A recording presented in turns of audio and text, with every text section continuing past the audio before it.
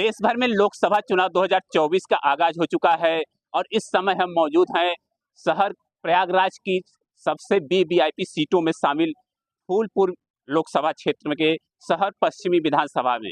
अगर हम बात करें तो ये एक ऐसी जगह है जो शहरी क्षेत्र का रिहायशी कॉलोनी प्रीतम नगर है, और अगर इस प्रीतम नगर की बात करें तो यहाँ बड़े बड़े राजनीतिक हस्तियाँ भी रहती हैं और बड़े अधिकारी भी रहते हैं। और सबसे बड़ी बात है कि इस क्षेत्र बहुत बड़ा है और यहाँ पर एक से बड़ी एक उपलब्ध विरासतें भी हैं।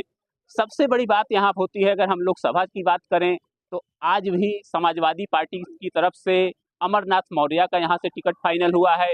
इसके पहले भारतीय जनता पार्टी केंद्रीय नेतृत्व ने यहाँ से फूलपुर के विधायक, 2 बार से विधायक रहे प्रवीण पटेल को टिकट उम्मीदवार बनाया है।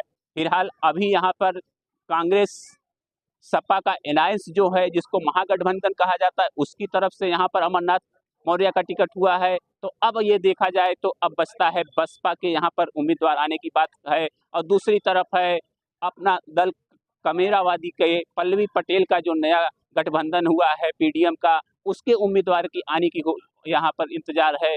और हम सबसे पहले ही जानना चाहते हैं कि माहौल तो बन चुका है चुनाव का, या अभी कुछ समय लग रहा है? अभी यहाँ तो 6वें चरण में है। अभी तो यहाँ से प्रत्याशियों की घोषणा हो रही है। माहौल तो ऐसा अभी कुछ दिख नहीं रहा है।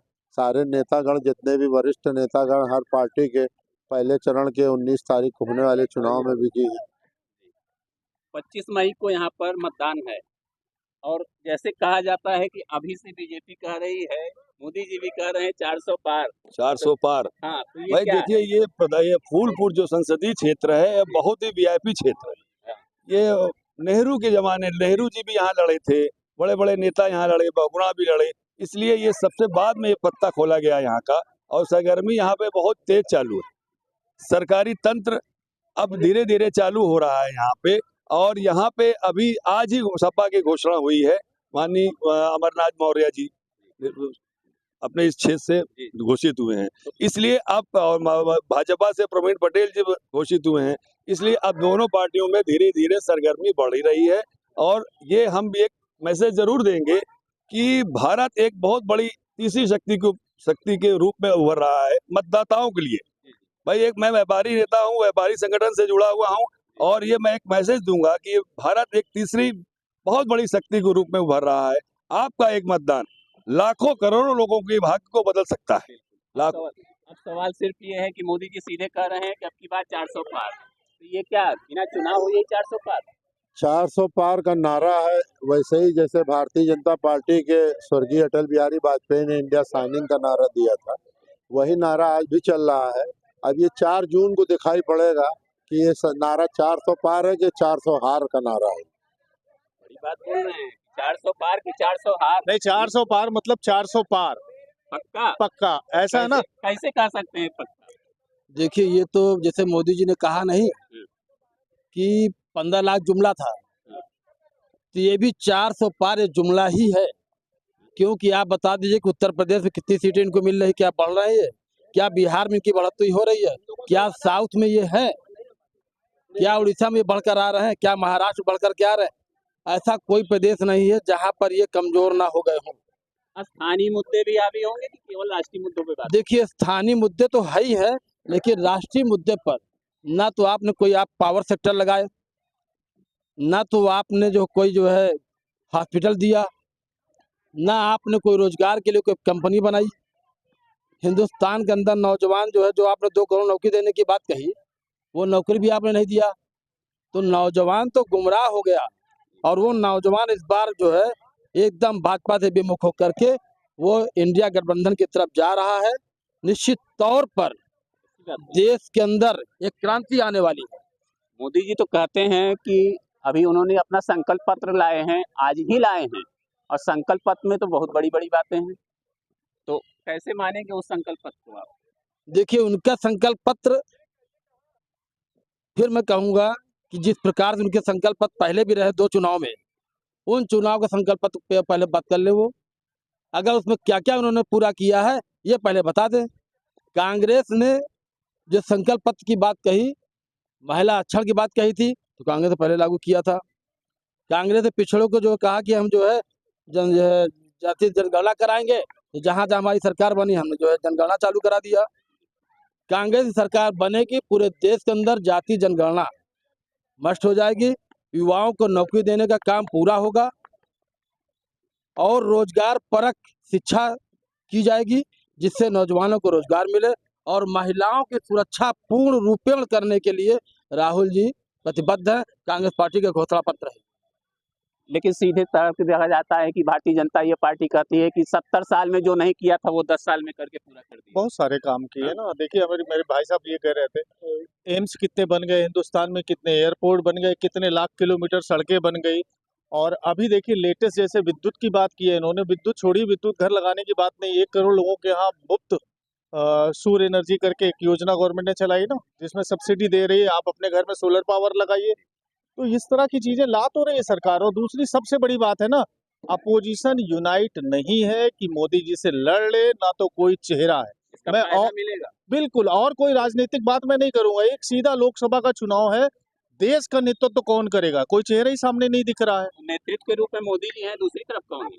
आपको क्या लगता है? दूसरी तरफ जैसे अभी बात हो रही थी कि इंडी गठबंधन की बात हो रही है, इंडी गठबंधन का कोई भी इन्होंने सब लोग ने अपने, चाहे सपा हो, चाहे कांग्रेस हो, चाहे और जितनी भी पार्टियां इसमें हैं, सबने अपना अपना मैनिफेस्टो अलग अलग जारी किया है। अगर गठबंधन है तो एक सिंगल मैनिफेस्टो होना चाहिए, कॉमन मैनिफेस्टो होता है। इसका कोई उनका वो नहीं है। अभी कह रहे थे पिछले मैनिफेस्टो में क्या कहा था उन्होंने, क्या नहीं किया। 370 हटाने की बात कही थी, हटाया। 3 तलाक की बात कही थी, हटाया। राम मंदिर की बात कही थी, बनवाया। कथनी करने में कोई अंतर कोई नहीं। फर्क नहीं है। और जो अभी हमारे बगल में भाई साहब बोल रहे थे स्वास्थ्य की बात, स्वास्थ्य में हम पहले एम्स कितने थे, मात्र 2, अब कितने हैं पूरे देश में? 18 एम्स बने हुए हैं। एयरपोर्ट की संख्या कितनी बढ़ गई है। जब 2014 में जब भाजपा ने गवर्नमेंट बनाई थी पहली बार, तो हमारे देश में कितनी मोबाइल बनाने की फैक्ट्री थी? केवल 1। आज 189 कैसे हो गई? क्या लोगों को रोजगार नहीं मिला होगा? आज पहले 22 किलोमीटर NH बनता, नेशनल हाईवे बनता था, आज 37 किलोमीटर बन रहा है। लोग ऐसे बन जा रहा है। इंफ्रास्ट्रक्चर ले लीजिए और सारी चीजें ले लीजिए। बहुत बहुत सारे डाटा हैं, लेकिन सीधे शब्दों में पहली बात आपने किया कि इन्होंने कहा कि इंडी, आपने गठबंधन किया था तो INDIA, तो ये इंडी कैसे हो गया?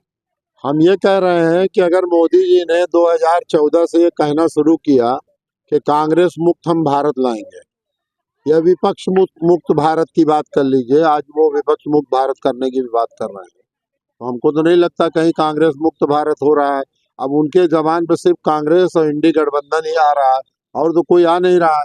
आज उनका संकल्प पत्र जारी हुआ है, संकल्प पत्र में युवाओं के लिए ना कहीं रोजगार का कोई संकल्प है और न बढ़ती हुई महंगाई को रोकने का कोई संकल्प है। अगर कहीं हो तो कोई बताए हमको कि संकल्प है। ऐसा कुछ कह रहे हैं, सही कह रहे हैं आपके मित्र। नहीं मित्र तो ये कह रहे हैं कि हाँ संकल्प पत्र आया नहीं। महंगाई तो आज 70 सालों में थी, कोई आज थोड़ी बढ़ी है महंगाई। महंगाई तो आप देख लीजिए 70 सालों से क्या महंगाई हर साल बढ़ती है। कांग्रेस के राज में नहीं थी, सपा के राज में नहीं थी। ये विकास कोई नहीं देख रहा, विनाश देख रहा है, विकास नहीं देख रहा कि हाँ इस क्यों भाई साहब, महंगाई का कोई उदाहरण दीजिए आप। महंगाई का अब ये तो आज महंगाई आई नहीं। अरे भाई, अब इनके पास पैसा होगा, इनके लिए महंगाई नहीं है।